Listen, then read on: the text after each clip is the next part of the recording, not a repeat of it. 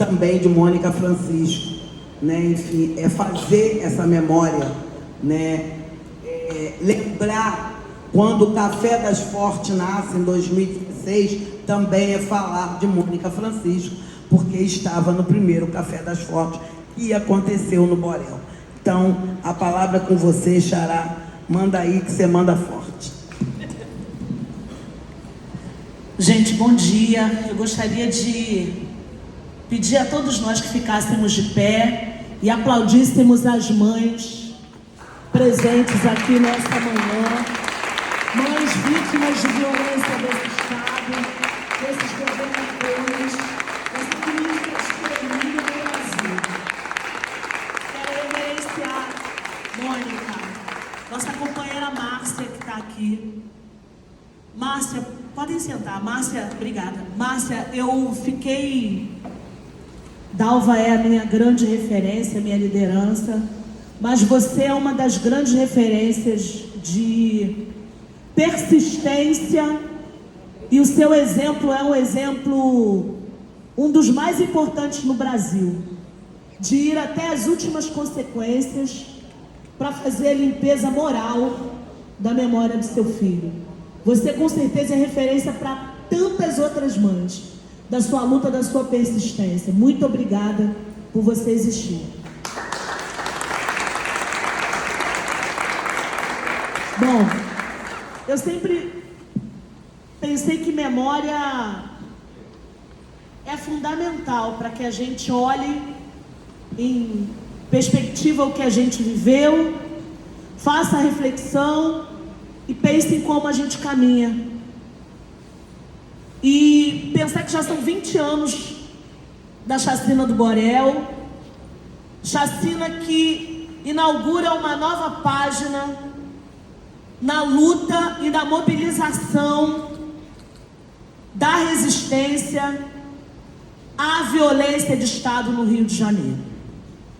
Até 2003 nós tínhamos uma mobilização muito forte em relação à urbanização de favelas, ao enfrentamento das violências de Estado em diversos temas, moradia, acesso à água. Não que a violência policial não fosse um tema. Havia uma discussão das instituições que lutam e que se organizam em defesa dos direitos humanos nesse Estado, muito com a pauta das violências infringidas à população encarcerada, a própria Justiça Global e tantas outras. E eu lembro que nós estávamos discutindo a ocupação de favelas, né? Os antecessores da famosa UPP, o GEPAI, aquele pré-ocupação de favelas que já se desenhava ali.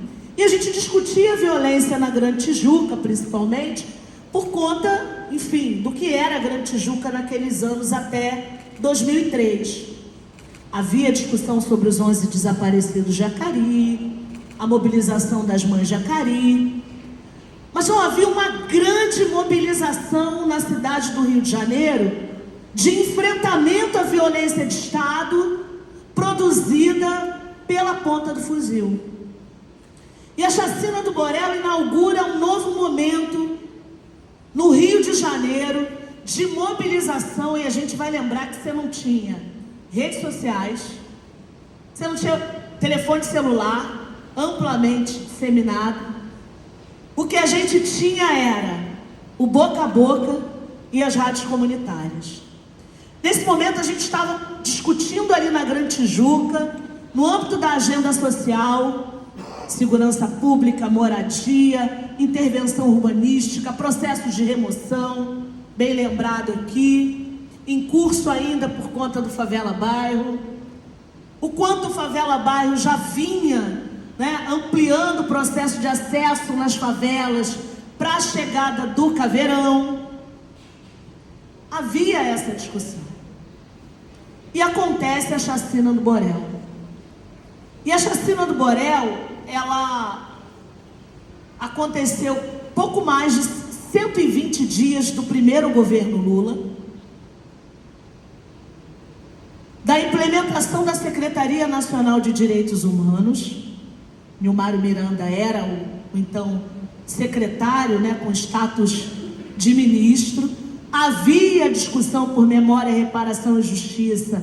Vitória vai falar aqui, né? Era uma discussão que ganhava corpo, mais ainda. Mas as favelas ainda não eram, no âmbito da segurança pública, o grande tema no estado e na cidade. Era no sentido de produzirem medo, violência contra a área dita formal. E a chacina do Borel, ela mobiliza as favelas de uma maneira muito intensa. Havia um grito reprimido, havia um desejo de dar visibilidade às violências impetradas pelo braço armado do Estado, nessa lógica que no Brasil é de limpeza étnica. Eu estava tentando achar aqui, porque eu queria dar os dados certos, de uma política que se concretizaria em 2012, havia uma política de branqueamento, de limpeza étnica no Brasil, e que ainda está em curso. Ela está em curso. Isso é um projeto de limpeza étnica no Brasil. E é um projeto que passa por todas as suas instituições, cimentadas no racismo estrutural, já dito aqui nessa mesa. É um projeto, não é uma ação individual de um agente de Estado ou de um indivíduo, não é uma ação individual. Ela não sai da cabeça de uma pessoa única. É um projeto de sociedade, é um projeto nacional de limpeza étnico-racial. Ponto. Esse é o projeto para o Brasil. Em 2003, extravasa o Borel e dá voz às violações de diversas favelas. Nós, e eu tive à frente desse processo, nós as mulheres, principalmente as mulheres no Borel, nós mobilizamos a favela e não foi fácil mobilizar a favela. As pessoas acham que foi lindo o movimento Posso Me Identificar, que a gente desceu o Borel e mobilizou todo mundo. Não foi. Foi extremamente desafiador, porque uma semana antes, Zacone vai lembrar, uma semana ou 2 semanas antes, havia acontecido uma operação. Eu não lembro se houve mortes, e algumas pessoas desceram, queimaram coisas na Conde de Bonfim. E os claro, como todas as notícias, né? Traficantes mobilizam moradores para fechar a rua. Aquela história. E os moradores não queriam descer. Porque os moradores, e principalmente as mulheres, porque a gente centrou a nossa mobilização nas mulheres, nas igrejas, não queriam se envolver porque já havia acontecido esse processo e as pessoas não queriam ser atreladas ao tráfico local. Elas estavam com medo por conta da chacina e com medo de serem atreladas ao tráfico, de estarem indo para a rua. Vamos lembrar, nunca antes na história do bairro da Tijuca ou da Grande Tijuca havia acontecido uma manifestação de favelados do tamanho daquela que nós organizamos no Borel. Nunca havia acontecido. Aconteceram várias mobilizações, o próprio Borel protagonizou muito, por conta da permanência na terra, contra as remoções, mas nada parecido com o que a gente viveu em 2003. Muito medo, muita apreensão, muita dúvida.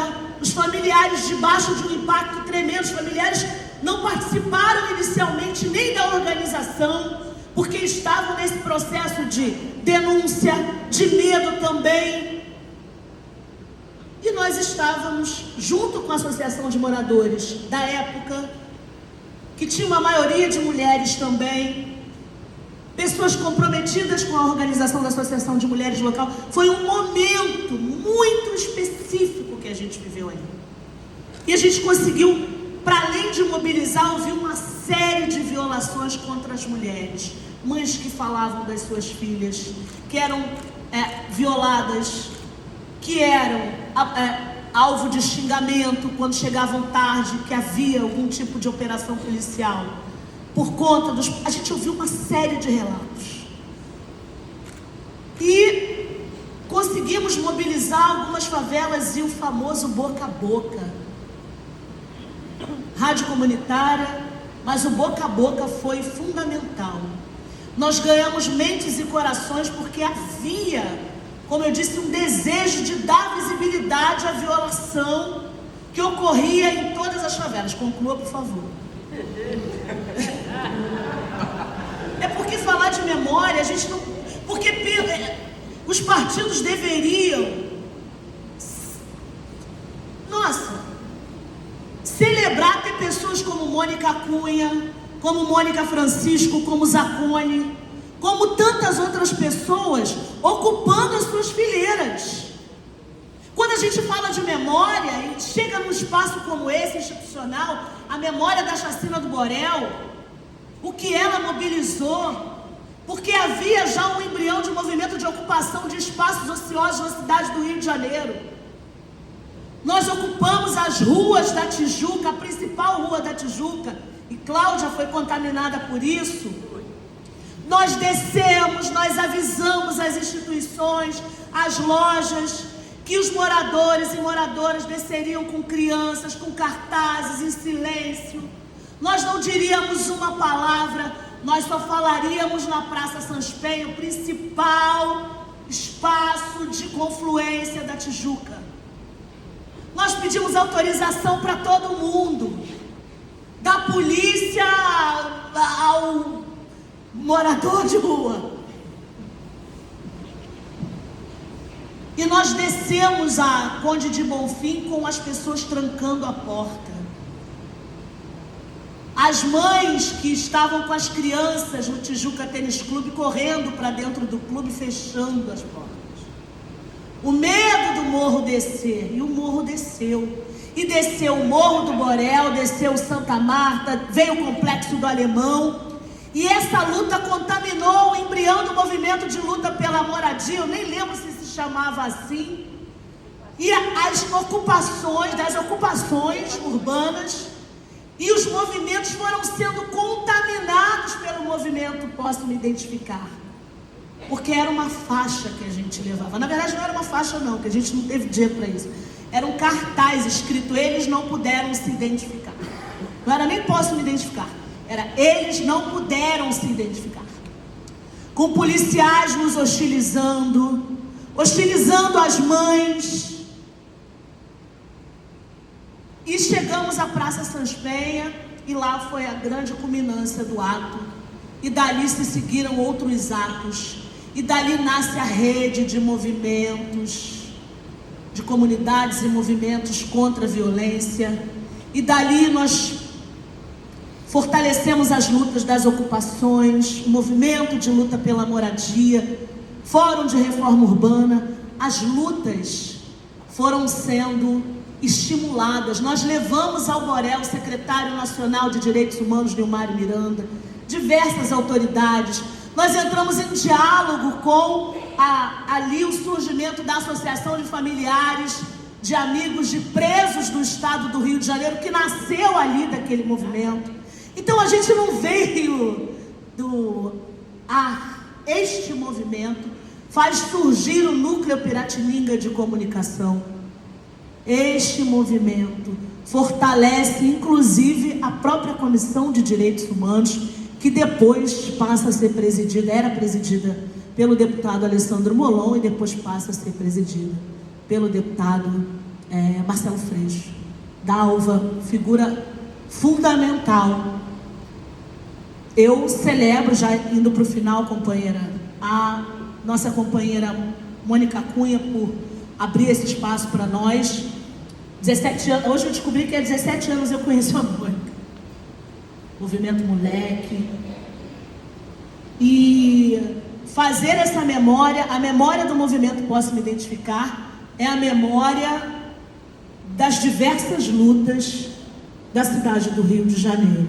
Então, 20 anos de dor, mas 20 anos de resistência, 20 anos de fortalecimento de lutas, 20 anos de consolidação de movimentos tão importantes que hoje fazem a diferença. Fortalecimento da luta das mães, porque até então a gente só tinha as mães de Acari. E a partir desse movimento, Mães do Rio, Mães da Paz, com o Pronace, e hoje nós temos uma força nesse Estado, que é o movimento de mães contra a violência de Estado, mecanismo, né, de combate à tortura, diálogo com tortura nunca mais. Ele ganhou corpo, e eu tenho muito orgulho, né, do Borel, do movimento, mas sobretudo dessa mulher que é referência, é uma força da natureza e é memória viva do que é possível quando a gente se junta, né? Então, obrigada, Mônica, nossa vereadora, nossa representante, nossa referência nesse lugar, referência da luta das mães, muito respeito, referência da luta de todos e todas nós. Muito obrigada pelo convite, realmente é muito emocionante para a gente estar aqui e, mais uma vez, sair daqui com nós sabemos de tudo isso que a gente falou aqui, mas com a certeza de que a gente precisa se juntar mais ainda para fazer enfrentamento a esse projeto de branqueamento do Brasil, esse projeto eugênico, esse projeto de extinção da população preta e parda e originária nesse país. Esse é o projeto. As ferramentas são muitas, mas esse é o projeto. Então, agradecer imensamente pelo convite, celebrar esses 20 anos de luta. Luta por justiça, por memória, reparação e justiça. Obrigada.